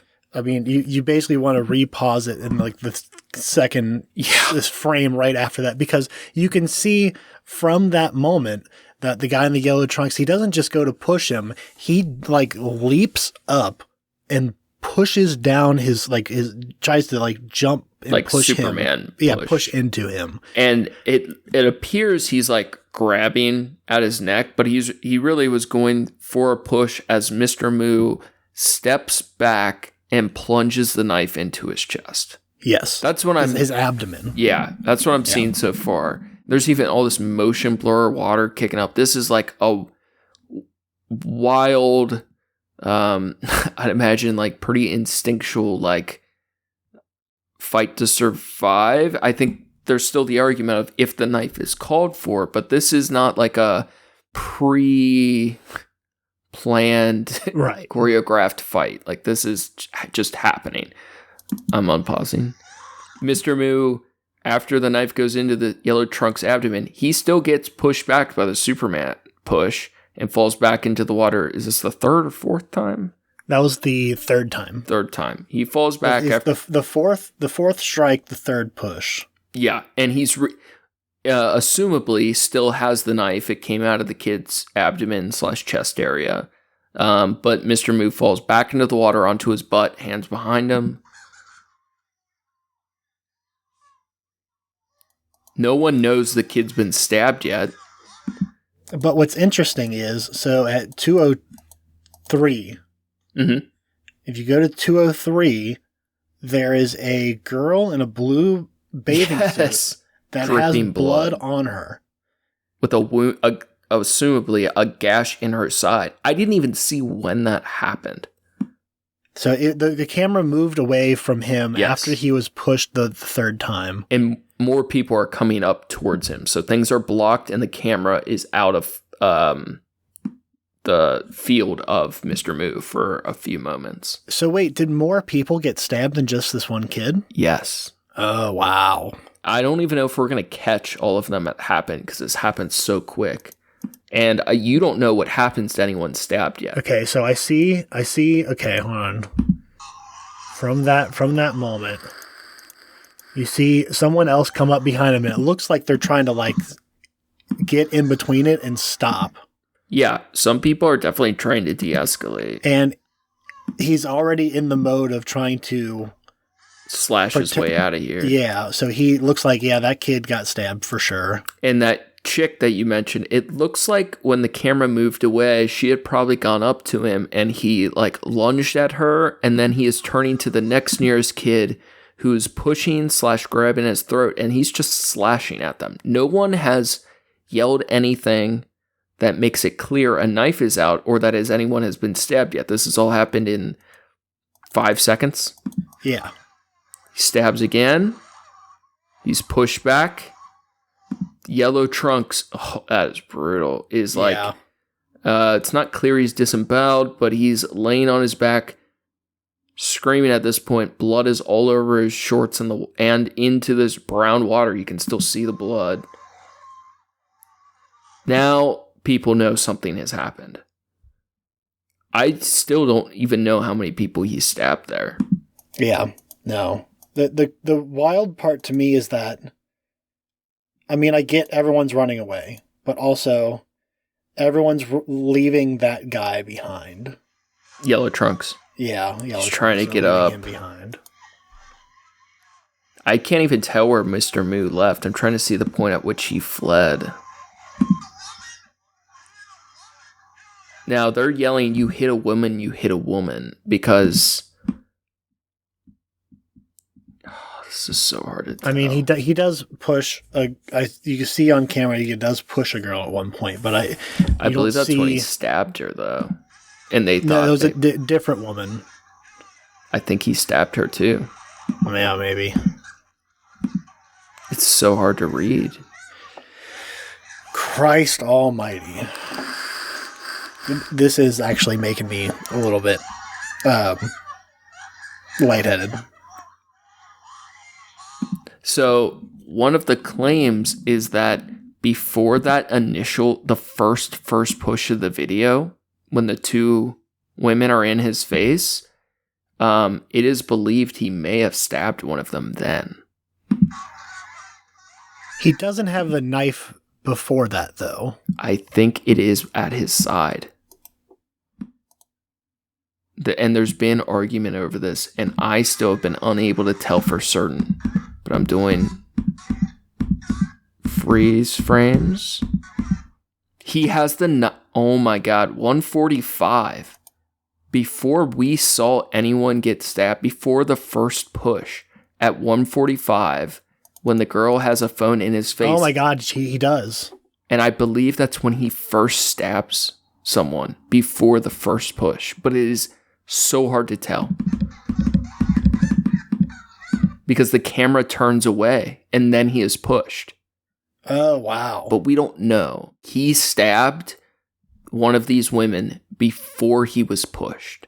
And that the push was in reaction to it. Like, maybe this kid... That makes sense. It does make sense, but it is still unclear. But before the first push, he has a knife out as they have phones in his faces and they're screaming at him. That's okay. Yeah. So that's enough in my mind. It changes it, but it's still unclear. Yeah. Like it does mean that, like, okay, these kids are now in fight or flight mode. So it's survival. Well, the thing is, though, is these kids obviously don't know he has a knife. Maybe the one kid who pushed him does, but the women right in front of him don't. It's not clear they know a knife is out. I guess that's true. But, but they do seem to believe that he assaulted this girl. They think he pushed in some way. Girl. Yes. Yeah. That's enough. That's assault. God damn. This is even more complicated than I initially thought. Because for me, I think what this will boil down to is first initial contact. Because if we never saw that knife, or let's say the knife never came out until after the first push, I'm leaning more and more towards all bets are off, butcher these kids as much as you want. Like, you had a reasonable expectation that your life was under threat. But if he has this knife out, and especially if he made first contact with the woman, whether it was a push or a stab, then he is forfeiting his life. Absolutely, yes. But it is even more complicated by the fact that he made first physical contact at the very start of the video with the tubes were floating, but we also don't know why or what was said. It's at any point in this altercation, he could have, walked away. Exactly. Put his hands up, walk away. If he felt threatened, there's plenty of room behind him. They also, there is plenty of room behind him. The argument is the water is deep, but it does not look so deep he couldn't go back to his group that he waved towards. Yeah, or at least go ooff to the shore, something. Back up and go away. The thing that makes it extra confusing for me is these teens, I don't know whether to call them teens or adults, these dumbasses. They're kids. They can be adults and still be kids. Yeah, to some extent, they were egging all of this on. Yes. Like, you can't do this definitely on my street, I'll tell you that. Like, yeah. Just because he's a fat old adult doesn't mean, like, doesn't mean they can have the expectation they can do this to someone without the person getting unhinged, whether the person is in the right or wrong, or is acting in ethical self-defense. Like, you can't do this to people and expect nothing will happen. Right. But it does seem more and more to me now that Mr. Moo made the first violent act. That's also how I'm seeing it. More likely, at least. I'm picking up from 209. I think most of this is Yellow Trunks bleeding out and everyone fleeing, and I still don't know for sure how many people he stabbed via the video. I just want to see if there's anything else. I don't even know where okay, Yellow Trunks, as he's getting up, bleeding out, Mr. Moo, I see trot off back upriver, assumably, or back towards his group. So it looks like two that are like, pretty obvious from their wounds. At least probably three though. Like there's one other person that approaches him that he definitely swings at. I do know the answer, but I can't tell via video. And I'll kind of cover a little bit of the outcomes here as we wrap up. At this point, they're all yelling like this can't be real. Now, two big mistakes I saw. Now, the kids were yelling at him. Way to fuck up, guys. They're calling him, he's a raper. He's a raper. Yeah. Now, first thing Mr. Moo shouldn't have done is you shouldn't have done all that raping. Or else maybe none of this would have happened. None of this would have happened, man. Second thing is Yellow Trunks, the guy that gets stabbed right in the abdomen. Yeah. You know how he fucked up? How'd he fuck up? He should have flexed his abs. if he would have just... I thought you were going to say he should have wore red shorts. He should have flexed his abs so hard the blade would break and ricochet back at Mr. Moo. That way, Mr. Back Moo in the gym, bro. Yeah, bro. You just gotta flex your abs hard enough. None of this would have happened. Try to stab my abs. You better be terrible. This is terrible. I'd bounce it right back at you. That's all I'm saying. All right, so we see him reacting to their friends dying, bleeding out. It's just a scene of mayhem of people. Who? Mr. Moo is trotted off. Who turns their camera around and did selfie mode? Yeah, goes selfie mode in the middle of this. I will say this kid on the stand in court was an absolute dumbass. Most of these kids were, and they were very drunk. A lot of blood in the water though, so it's kind of Jesus Christ, cruel it to is say that. So wild. Oh my god. This isn't real. It is real, motherfucker. And you helped make it happen, I say heartlessly. Now, would it be fair to say that probably ends our initial analysis of the video? Yeah, sure. All right, I'm going to flip the psychopath switch off again. And I'm going to... Okay. Should I leave mine on? Either way. However you... Okay. Whatever would bring you the most pleasure. All right, so let's go through some of our assessment answers, and then we're going to look at our final questions to answer and then outcomes. Okay. So diagram helped me just kind of visualize placements, but didn't do a ton to help. Who initiated is still pretty unclear to me. I think on the first account of first physical contact, at the first grabbing of the tube or the grabbing of the leg, that appears to be Mr. Moo.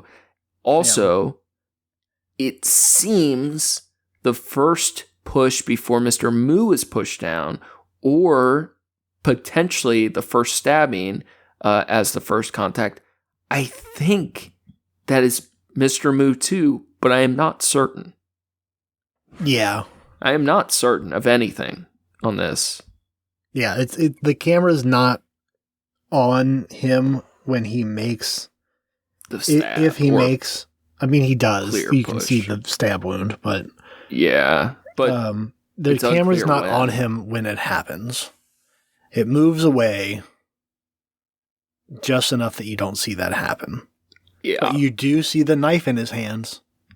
But there's still a chance for me that he was pushed before he did any harm, but I don't know that. And I'm leaning away from that more now, but I don't know. I'm more inclined to say that it didn't happen. That I'm somewhat inclined to say that he acted first, Yeah. mostly just because of her position in relation to where he was when he finally did stand up.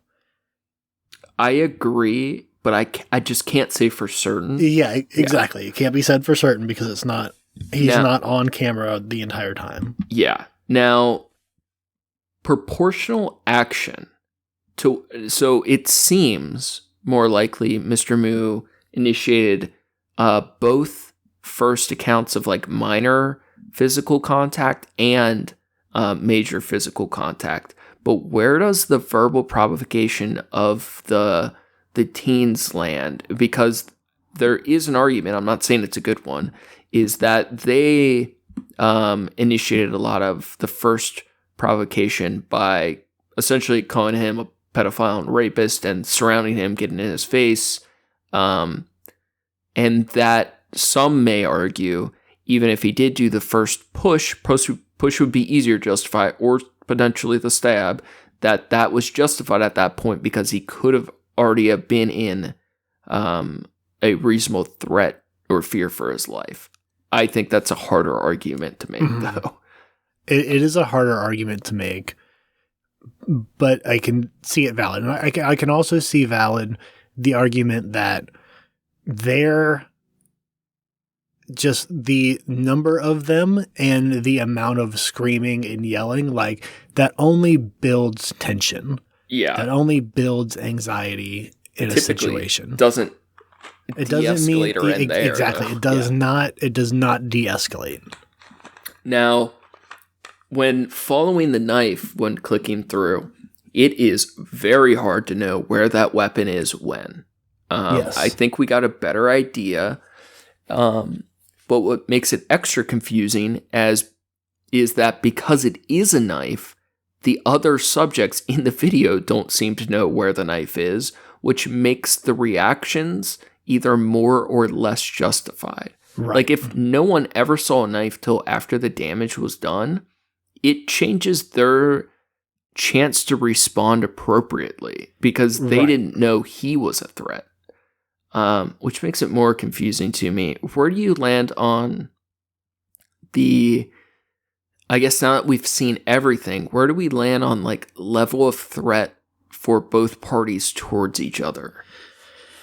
Because clearly, ultimately, Mr. Moo was a much higher threat to them, but the perceived threat to them was very low. And if the perceived threat was higher, they may have acted, like if it was a firearm or if they clearly saw the knife, they probably would have acted differently. Right. But it is still unclear to me what level of reasonableness Mr. Moo should have felt threatened by them. It's so hard to... Right. That is kind of the part of that I keep going back to in my head of like, if he could have removed himself from that scenario. He could have. But he could have. He does not have to. But that matters. it matters that he doesn't seem to try to. Seems like he part of his... He's walking away at points. His back is turned. He's headed into the deeper water. And the argument is that he tried to some extent, but also felt it was okay to stand his ground. And I tend to agree with being able to stand your ground, but it does show that I think if he ever truly wanted to leave, he could have. Right. It doesn't seem to me like he was being forced into a corner. He was surrounded on, at least, 2 to 3 sides. Yeah. But he had ways of egress. He had ways of... But if we go back to our prior questions, right, it kind of sounded like we leaned towards that we should never penalize someone for holding their ground. So, let's say you're holding your ground against people that are offering deadly threat, but they don't know you have a button in your pocket that as soon as they touch you, they're electrocuted to death. Now, if we, in that instance, agree that it is fully acceptable with no foul to hold your ground, that means you could just let everyone touch you and instantly die. Mm-hmm. And that's almost a scary precedent. If we think you are fully allowed to hold your ground, even though the people don't know it's a threat to touch you, or a deadly threat to touch you, should you be allowed to auto shock them to death just because you chose to hold your ground? Right. That's very hard. I feel like, especially in the case of castle law stuff of it's in your house kind of situation. I forget what it was. But stand your ground is public ground too. Yes. Yeah. That one's definitely harder. Yeah. It's a lot messier. It is.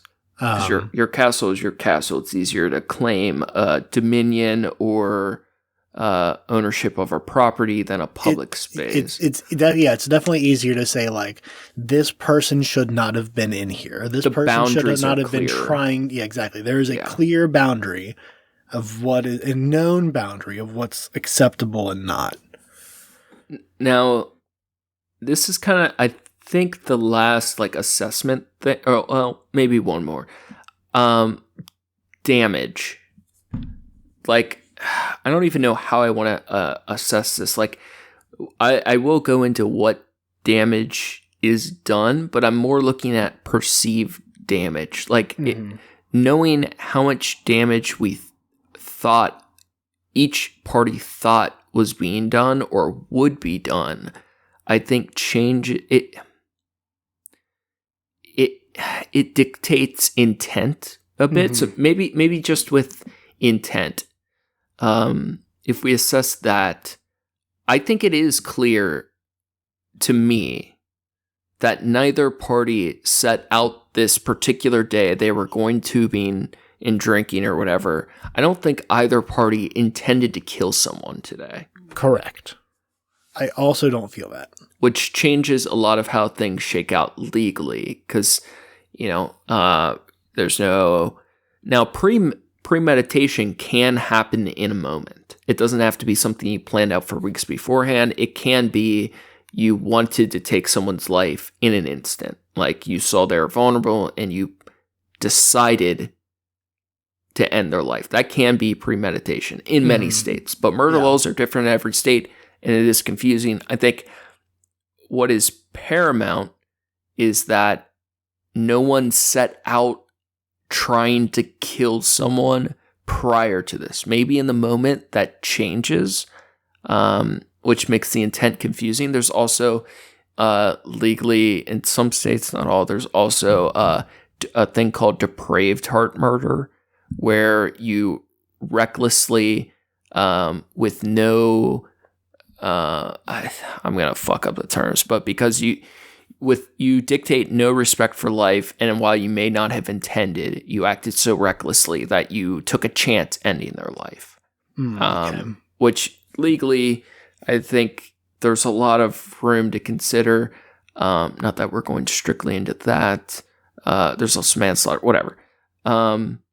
any other like big assessments, I think, before we look at, because our final thing, what we want to answer that we said at the beginning of the episode is our big questions. We want to see if we can answer any of them. Right, yeah. Are there any other like assessments you want to make before we go to them? No, let's move to the questions. Okay, so we're going to do questions and then outcomes.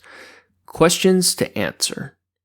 A was, did this man enact ethical self-defense?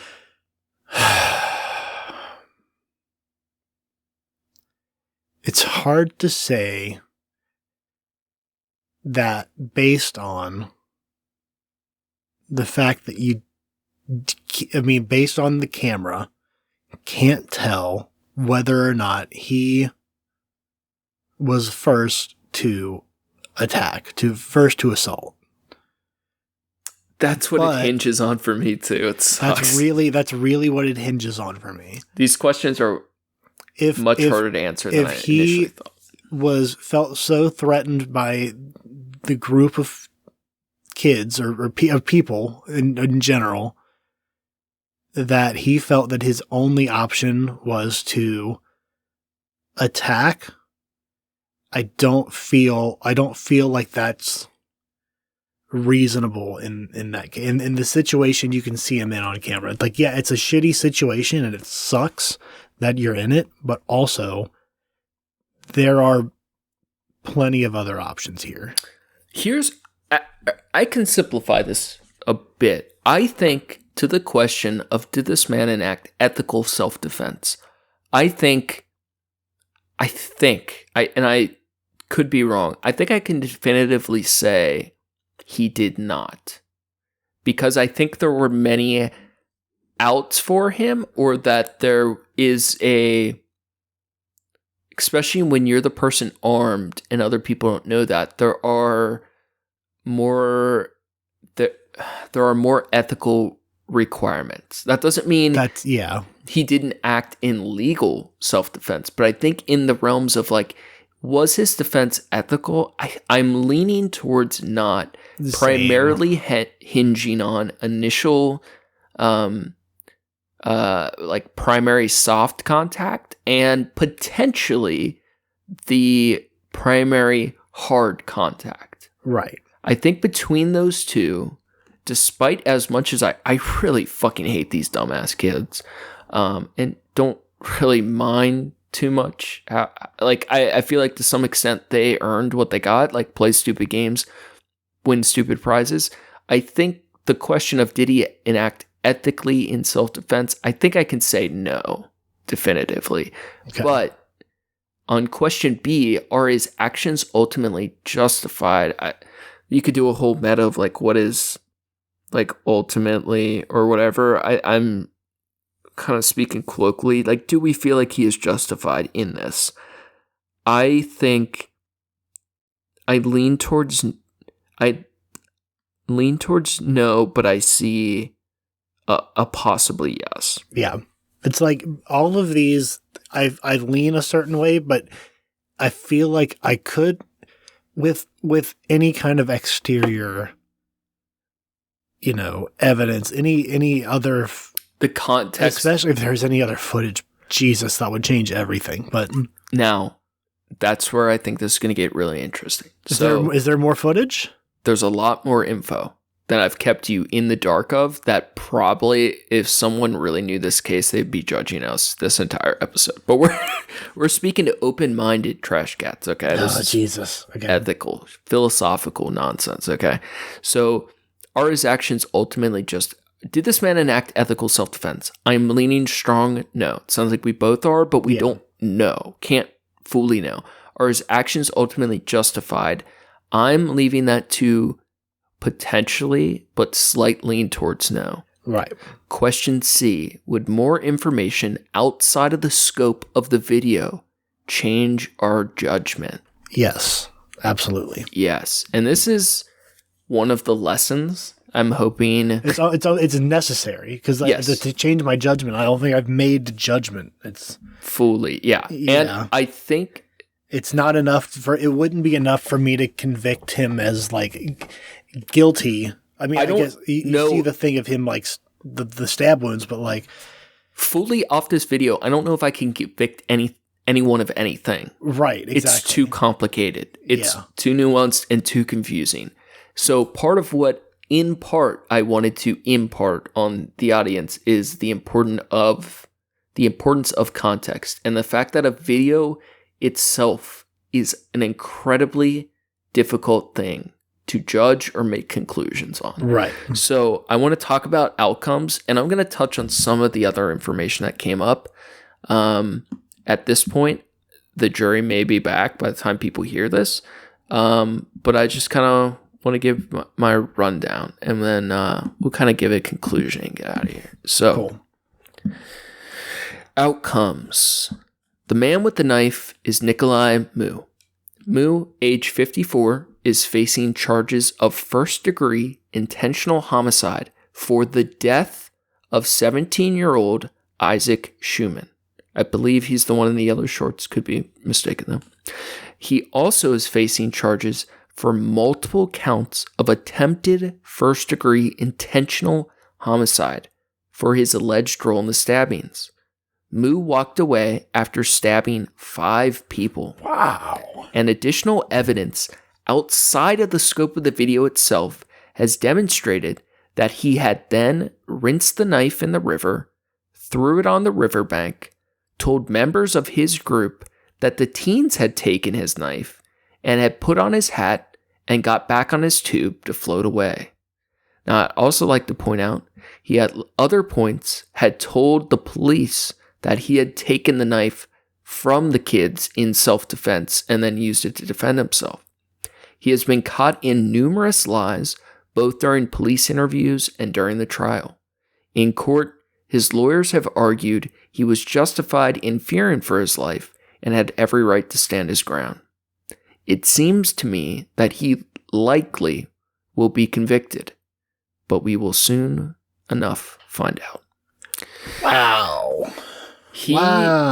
Whether his intentions were more nefarious than the video showed, either out of anxiety or out of ignorance or out of the more nefarious things, like he knew he fucked up, he knew he did something wrong, and he was trying to cover it up and was caught in lies. He did a lot of things after the incident that demonstrated either intent, guilt, or deception to the police and to the courts.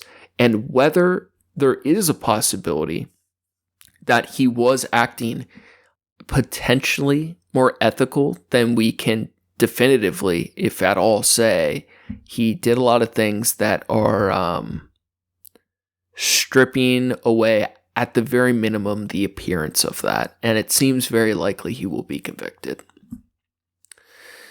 Yeah. I found this so fascinating because on first watch, I felt much more strongly that he had a reasonable expectation or chance at self-defense. Mm-hmm. Because depending on what you focus in on, it really felt like an old man getting bullied by a bunch of drunk teens, and then he went fucking V for Vendetta, fucking John Wick, and like did overkill. Like it felt like he just went too far. But with more analysis, it feels like something is off, and I don't think he has much of an argument ethically. Yeah, no, the surrounding facts of it, the fact that he went back to his group and tried to play it off like it didn't happen. Yep. The numerous the lies about whether it was his knife and that they stole it or that he got it from them. Yep. Something's off. Yeah, there's enough that's off that's like if it was a real self-defense situation, you would think that and this wasn't something that he was put into out of his against his will. Mm-hmm. his reaction would be more, you think your reaction would be more of a, like, oh shit, like someone call fucking 911. Like we have, like, this is crazy that this just happened.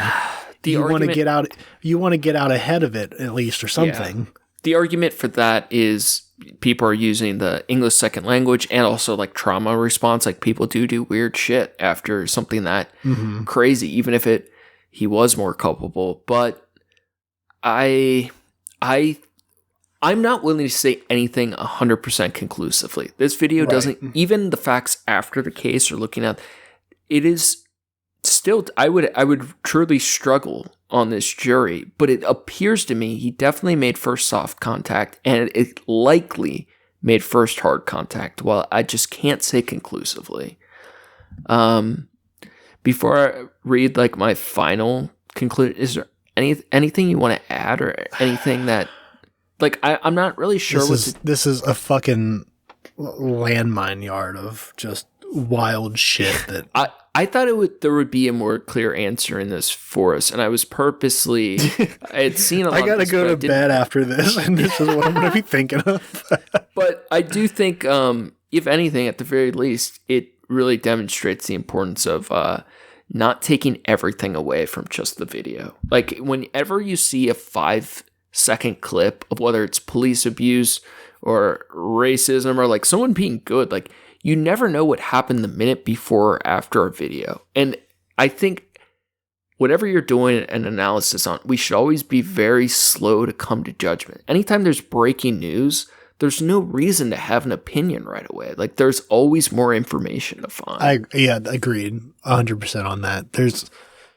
That's such a thing with, social media shit nowadays of like just taking shit out of context. Just showing enough parts that coming off so strong. Yeah. And, yeah. So ultimately, I think this case, even after going through it with you, I really do think this case is the perfect example of play stupid games, win stupid prizes. Both parties are fucking idiots, and they all made a lot of choices to get where they got. And I'm a little more hesitant to say it now than when I wrote this, but I still think I can say, fuck them. Fuck them all. I think it's important to note, videos rarely tell the full story, and short clips especially should never be trusted on their own merit. We are always entitled to our defense of self, but most conflict in life is worth walking away from, and the times it is not, it is almost entirely obvious and necessary. Nothing we saw today on either side was obviously necessary, and thus my final ruling is as follows. All parties are guilty of first-degree shenanigans and shall be sentenced to maximum level clown world for the remainder of their futile existence. Maximum level clown world? Maximum level, dude. Fuck everyone here. Wait. But they still get a chance of parole, right? I don't know the rules of clown world. It's a complicated legal system. Nothing gets done quick, I'll tell you that. The paperwork is nonsense. Clown They're all law just is squeaking crazy. and smoking. I don't know. I think it's kind of unjust, but I truly think, like, fuck everyone's actions here. Maybe some of those kids were trying to de-escalate purely, but some things just happen. Like, people fucking suck, and I saw no one in this video that I can clearly point to as saying, like, that they tried to do something good. And that just makes me want to say, fuck them all. Yeah. Should have flexed your abs. Well, Steven, I'm glad we solved this mystery. Me too. I'm glad we solved this case. I guess we have to wait for the jury now to figure out what they're, they have to catch up to us, but... Yeah, who cares what happens now? We had our fun. They're officially sentenced to first-degree shenanigans. So says the court. Court is now adjourned. Thanks again for listening, everybody. Thank you to Approaching Human for the use of his music. You can find his work on SoundCloud at Approaching-Human. Thanks, John. We'll find a paint marker one of these days that works. Yeah, you guys need to finish that shit. Bro, 4 paint markers in a row have exploded or not worked. I mean, I'm losing it, man. What are you doing to these paint markers? I don't know, man. Make sure to check out the show page at Trash Cats Trashcast on Instagram for news and art from the show. Check out Facebook for the memes. For the memes, if you're super bored, you can check out my trashy art on Instagram at Skyzik, is SKYZCX. Have something up there news soon. If you're super desperate or just want to help us out, check out the YouTube. We're just getting caught up on old episodes, somewhere to archive it all. But yes, it's new stuff will get up there. Yeah, don't listen to any of the old episodes. No. Like, put them on. It's embarrassing. Put them on like when you leave, before you leave for the house. Put them on your TV, and then just like turn the volume all the way down. But yeah, we appreciate you guys. Hope you can avoid some deadly conflict like this, and if you can, get the fuck out of there. And that's gonna be all for us today. Stay classy, eat trashy. Go fast, eat trash. This is a horrible thing you made me watch.